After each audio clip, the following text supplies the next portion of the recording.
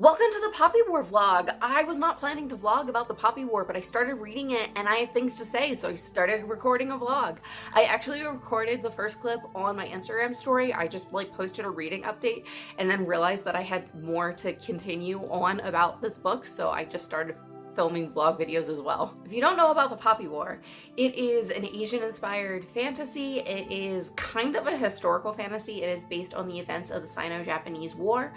It is technologically and machinery advancement wise placed in the 13th century. I'm pretty sure R.F. Kuang said that she even based the styles of their outfits and the buildings and such on the 13th century, but a lot of the events that she's talking about in the book actually took place in the 19th and 20th century. I didn't know that much about the book going in, and it's kind of hard to describe because I feel like the book is told in 3 acts, and so much happens that I feel like most people, whenever they describe the book, are pretty much just describing the first act, but the book is so much more than that. You can go into this book reading it as a fantasy book because there are fantastical elements in it, or you can go into it reading it more as a historical fiction fantasy. I did not know that much about the events described in this book, so it seemed rather fantastical to me, but as I was reading it, I was researching about the history, and the more I delve into that, the easier it is for me to see one-to-one comparisons of oh, this is obviously referring to that. It's really fascinating, and I actually like that part of the story because I was able to learn so much more about a time period that I was not previously familiar with. So anyway, welcome to the vlog.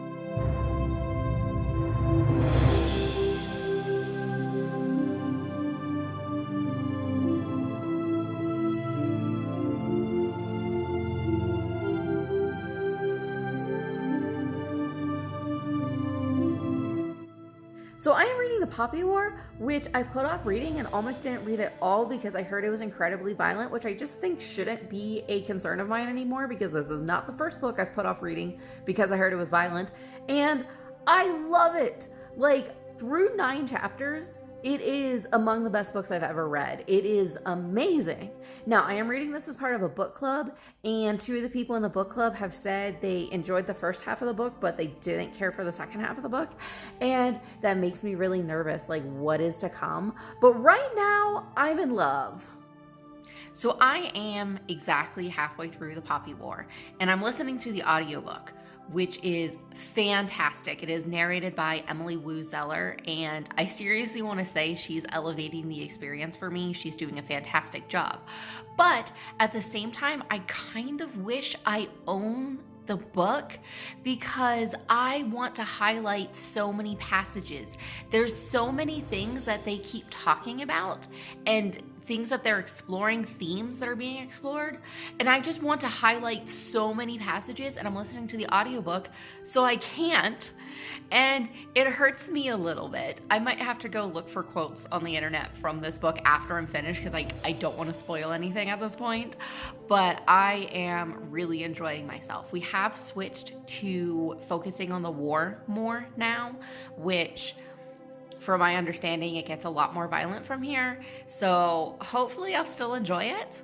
I've heard some people say they liked the first half of the book where it was focused on the training and the school, and the second half they didn't care for as much, or it got too violent, or whatever the reason is. Hopefully I'll still enjoy it, but so far I'm having a great time.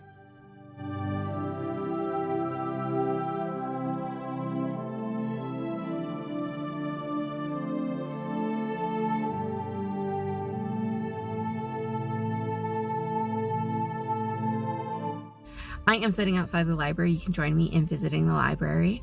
I would check out The Poppy War because I want to see it in print. I want to be able to write the quotes down. I'm kind of obsessed with this series right now, so I want it in all its forms. But it is checked out, which makes me sad, but at the same time really happy because someone else is exploring this series too. Anyway, join me as we find out what else I'm getting at the library today.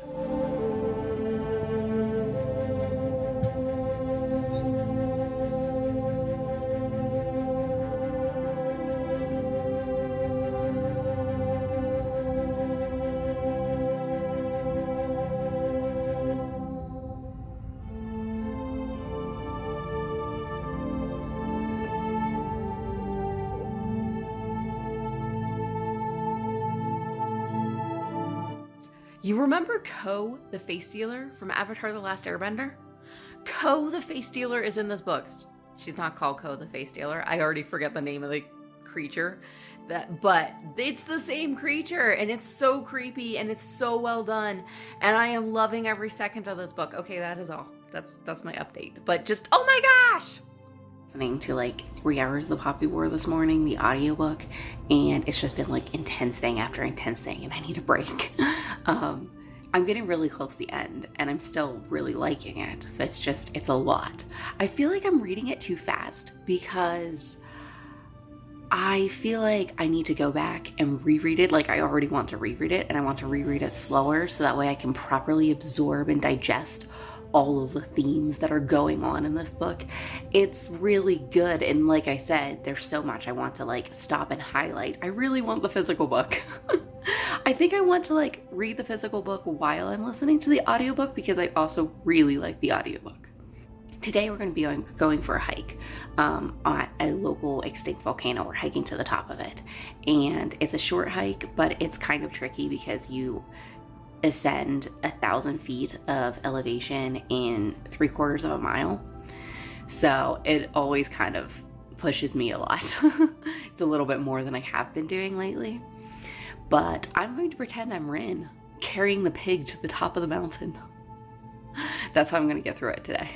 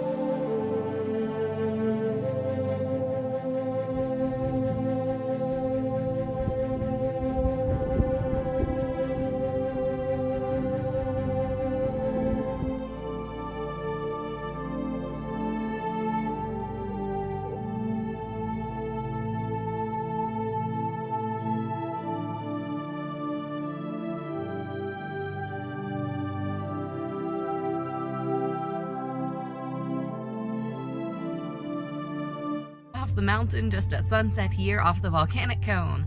It was a lot of fun. I'm glad we did it, and yeah, that's it.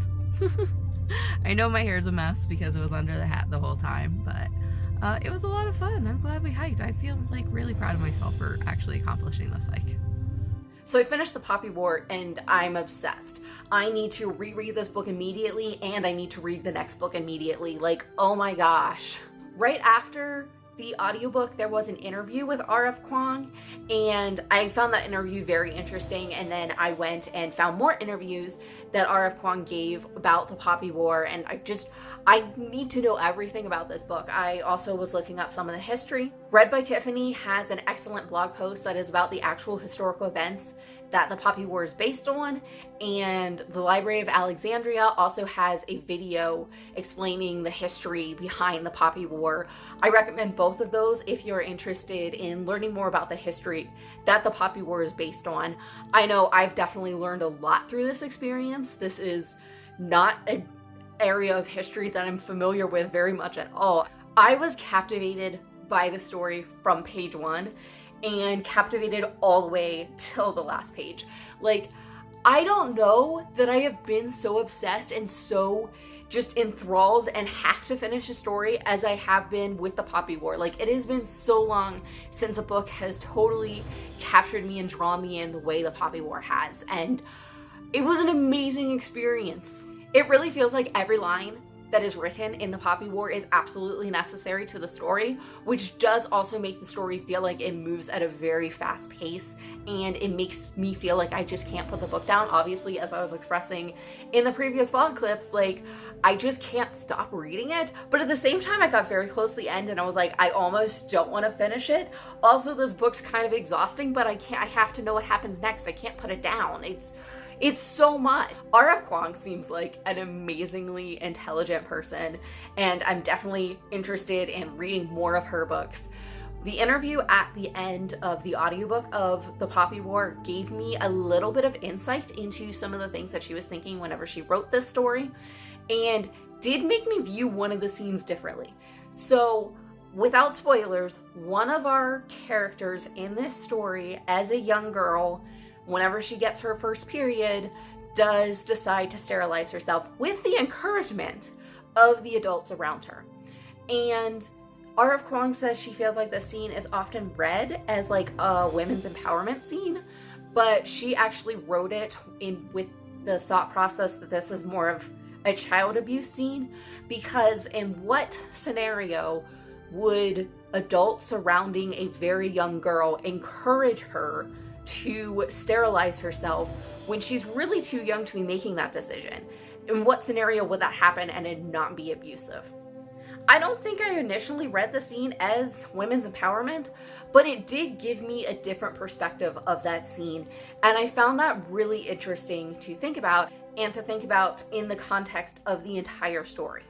We have an abrupt tone shift right around halfway through the book, and I also think that that was very intentional, because our characters are thrust into war very abruptly, and I felt like the tone shift was also to thrust the reader into this war that's happening now in the story, and to thrust the reader into a different tone in the story immediately really pushes you to understand what these characters are also experiencing.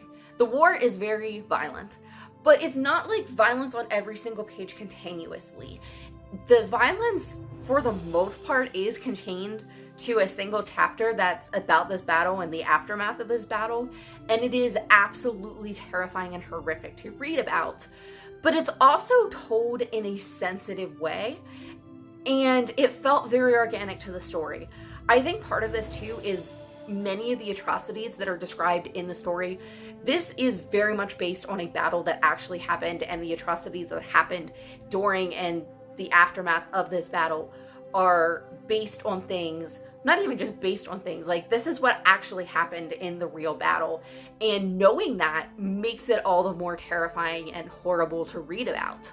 At the same time, I do feel like there was this level of sensitivity to the descriptions of the violence, because it is something that actually happened, and it just, I don't know how to describe it, but it didn't feel gratuitous. It didn't feel like it was there for shock value. It felt like it was there because the story was necessary and needed to be told. I absolutely love the themes in this story. Just all of the themes. There's so much to explore in the story, and this is why I keep saying I need to reread the book, because I feel like there's so much more to explore than I even understood or grasped the first time through, and I'm excited to read more of the series because I'm excited to see where this is going. I love, even in the first part of the book, where Rin and Jian is exploring the spirituality and just who they are and how they're connected to this world and how they're connected to the gods.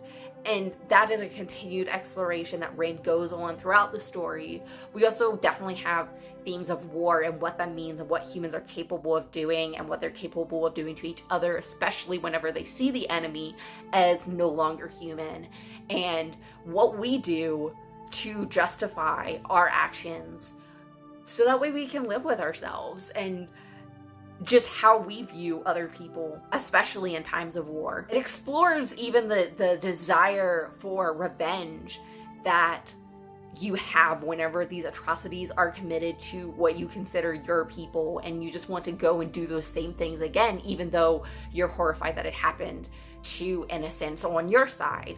I felt like the ending was very satisfying while completely setting up another arc for book 2. We had a very satisfying conclusion to arc 1. We ended book 1 in a good place. We had a very satisfying conclusion to book 1's arc while still setting up the arc for book 2 and or the rest of the series. Rin is a really interesting protagonist because half the time I'm rooting for her and half the time she is making absolutely terrible decisions and doing terrible things. And she's a really interesting, very human character to explore. I do feel like every decision that she made was very in character for who she was, and we did get to see that character and explore that character throughout the book. But sometimes that means I'm frustrated with her. Sometimes she makes really bad impulsive decisions, but then she kind of comes down off that impulsive high and then regrets or reconsiders or has to deal with the decision that she just made, the actions that she just did. I love that part of the book. So this book, I did say earlier, I felt like it's told in 3 acts. And it's really interesting to see the story that way because things come back in Act 3 that seem to be finished in Act 1 and come back to make you see Act 1 in a completely different light, which again is why I want to reread this book. So I need to reread it immediately and read the next book immediately. Wow.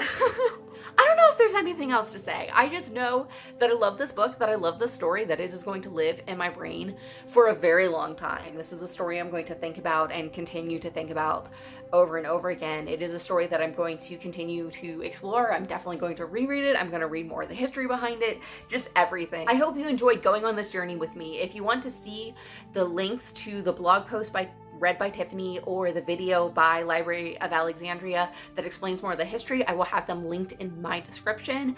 And please let me know if you've read The Poppy War and what your thoughts were. Oh my gosh, do you love it as much as I do, or am I completely wrong about this? Let me know in the comments. I hope you have a good day and happy reading.